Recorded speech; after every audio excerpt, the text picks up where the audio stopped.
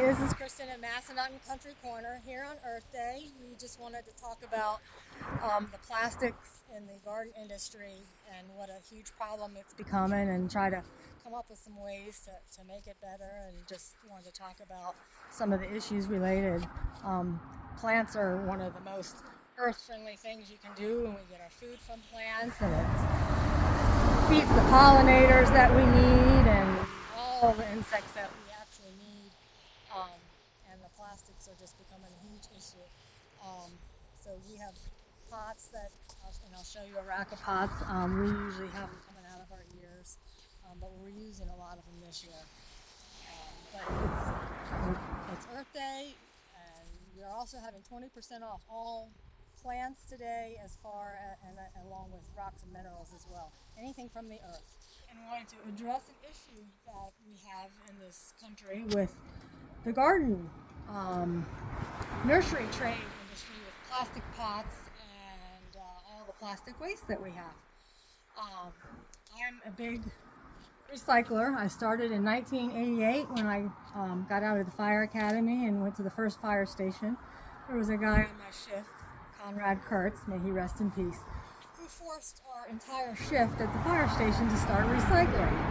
At that time, I didn't know anything about recycling. It wasn't a big issue. Back then, plastic wasn't as bad as it is now. But Conrad forced us to every week load up the engine and the truck with as much stuff as we could and go to a recycling place and drop it off. So ever since then, I've been passionate about recycling. Here at the store, we even try to sell drinks and sodas using aluminum opposed to plastic, because it's more recyclable than plastic. Plastic is the least recyclable product that we have. So anyhow, I just want to talk about pots. The nursery industry every year, 5 million pots, trays, the pots, the trays, all the plastic stuff going into the plants is used, which turns into an estimated 350 million pounds of plastic waste.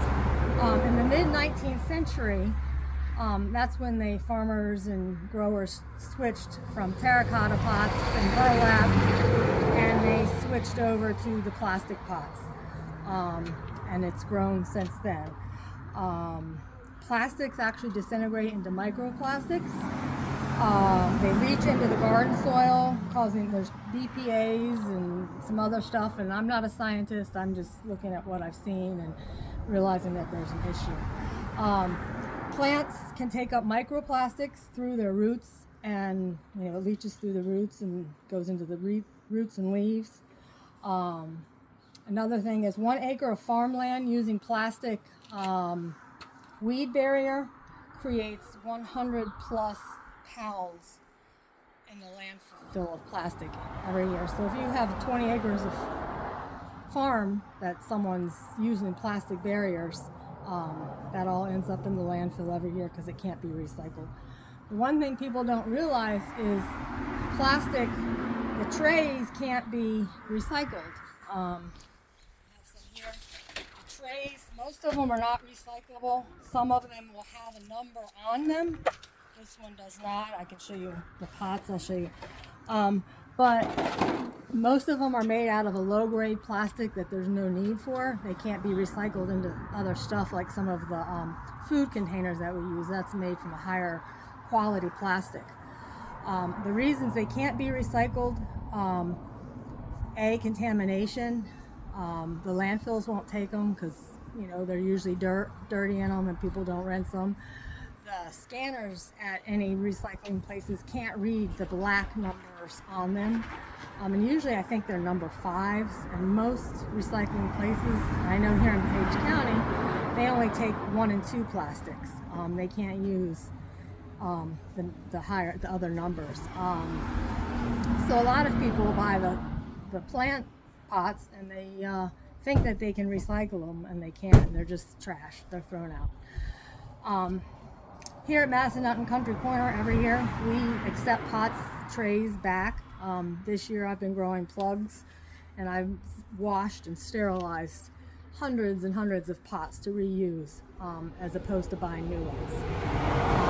We've told customers they can bring back their trays, and we try to return them to garden centers and nurseries. Some nurseries will take the trays and pots back, but a lot of them won't, because they have to go through and sterilize them, get them washed, sterilized, and it's a lot of work. Trust me, I've been doing it this year. So that's the big issue with that. The garden industry is like your, Happy Earth Day. It's all about the earth. It's one of the best things for the earth. Pollinators and growing things, and growing food. But this plastic issue has become a huge issue, and there doesn't seem to be any solution to it yet. Here at Massanutten Country Corner, I didn't realize how bad the plastic issue was in the garden industry until we started selling plants here, and we started collecting pots and trays. They were coming out of our ears.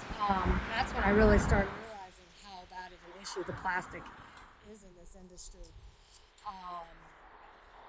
So we just started collecting and saving pots, and we give them to garden clubs and other places that ask for them on a regular basis.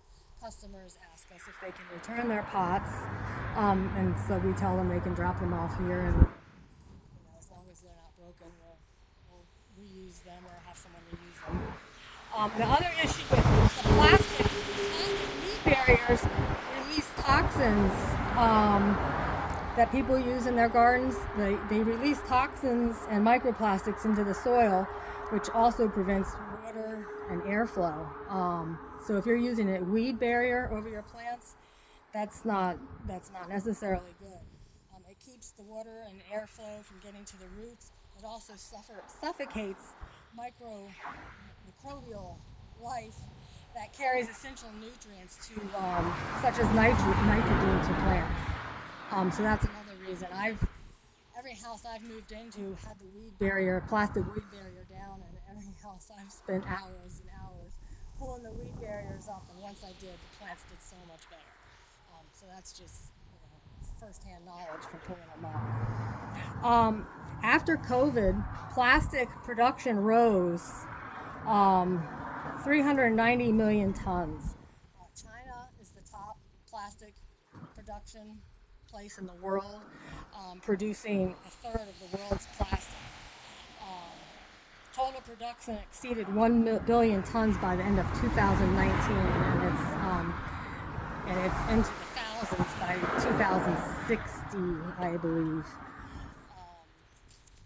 Also, one oceanographer, Charles Moore, says plastic is a worse threat to life on Earth than climate change.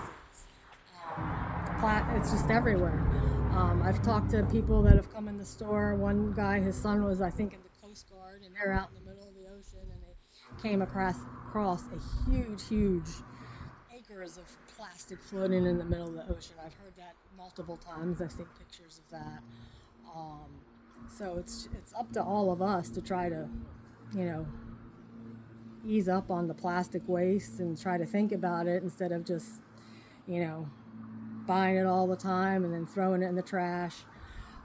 There's ways to reduce plastic waste. One is upcycle, which is taking your pots, washing them, reusing them, or donating to someone that can. Bulk buying is another thing, because packaging on mulch and topsoil and compost is also an issue. All that plastic is non-recyclable and just goes into the landfill. So if you buy compost or mulch, go to a garden center where they give you a whole scoop, or have it delivered and use it that way, as opposed to buying 20 bags or more of topsoil and compost. You can make your own compost, which is something we do here, and we have buckets for sale. And that's going to be another video, hopefully, because I'm an avid composter. The other thing is, share your pots, donate your pots, plant labels. Instead of using the plastic plant labels to stick in the pots, switch to wood, wood popsicle sticks, things like that, is another option. And we're going to look out back at some of the pots that we're out back. Here's our rack of pots or trays. This is about a quarter of what we normally have. We usually have tons and tons of pots, but I've been using them this year to plant plugs for resale after sterilizing the pots. But in the nursery trade, it's not just all the plastic trays that we have. There's pots, and this one's got a number 5 on it, and apparently the machines can't scan it, and most recycling centers don't take garden pots. They go right to the landfill. But not only is it pots and stuff in the garden industry, it's also tools have been made out of plastic opposed to wood like they used to be made out of. Metal, you used to have hose reels out of metal, and now they're made out of plastic. A lot of the tools come with packaging that comes with plastic on them opposed to just the tool that's not wrapped with a tag on it. We even have these things that growers use for collecting their produce. They use these plastic bins now, where it always used to be the baskets that were weaved. Now a lot of them have switched to these plastic things, which these at least are reused. So, but it's just these used to have metal chains. Now you have plastic. So everything's plastic. So as we finish this up, we just want to let everyone know, just try to reduce, reuse, recycle your plastics as much as possible. If anyone has plastic garden pots they want to get rid of, as long as they're in good shape and not broken, you're welcome to drop them off here at Massanutten Country Corner, and we will use them or find homes for them. So we're not contributing to the plastic waste. A lot of garden centers won't take the pots and trays and stuff. I think there are some that do, but not all do. So happy Earth Day!